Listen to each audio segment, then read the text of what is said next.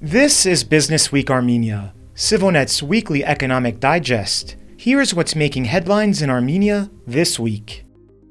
The European Union will allow imports of Armenian seafood products, a move the bloc has described as a significant step in Armenia's journey toward economic diversification, opening up new opportunities for growth. In a press release this week, the EU's diplomatic mission in Armenia confirmed Brussels has now granted Yerevan permission to start exporting high-quality finfish and finfish products, caviar and roe, to EU member states. Armenia's Food Safety Inspectorate, the government agency that oversees the country's fish farming industry, reposted the EU's press release on its social media pages, but otherwise did not immediately comment on the news. Prime Minister Nikol Pashinyan has repeatedly called diversifying Armenia's foreign trade, which has long been dominated by business with Russia, a priority for his administration.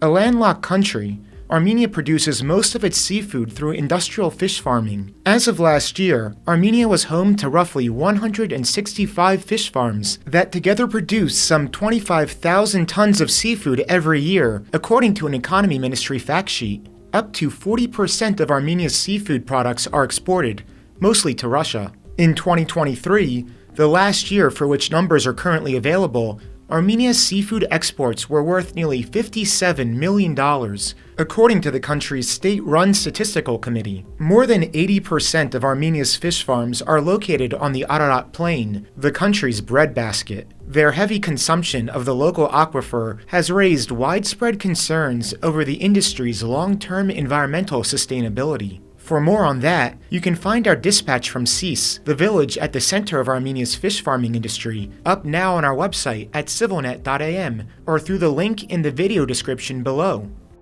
Armenia's top diplomat said this week his country remained interested in joining India's Chabahar port project in Iran, even as US President Donald Trump's administration has threatened to sanction it. Armenia is deeply interested in promoting dialogue and cooperation within the framework of the Chabahar Port Development Initiative, Foreign Minister Ararat Mirzoyan said in an address at a think tank in New Delhi. Mirzoyan was in the Indian capital this week for a number of high-level meetings aimed at deepening Armenia's economic and security relations with the world's most populous country. Chabahar refers to a strategically located seaport in southeastern Iran that India is building to bypass its arch-rival Pakistan. Both New Delhi and Tehran have previously expressed their openness to having Yerevan join in on the project, even going so far as to suggest they may be willing to grant preferential treatment. That could significantly reduce the cost of moving freight across the region. However, much depends on the United States, which last month threatened to impose sanctions on Chabahar. In early February,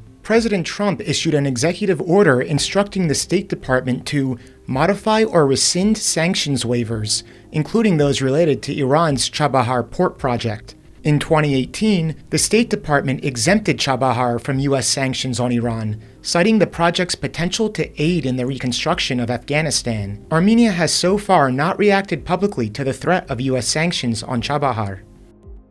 Armenia's foreign trade surged by about 41.5% last year to surpass $30 billion for the first time, but the numbers suggest the contours of that trade are now changing as third countries reportedly ramp up pressure on the country to tamp down on trade with Russia. To learn more, SivilNet spoke with economic analyst Emmanuel Mukherjee about shifting global geopolitical dynamics and their possible impact on Armenia's economy. You can find that story up now on our website at civilnet.am or through the link in the video description below.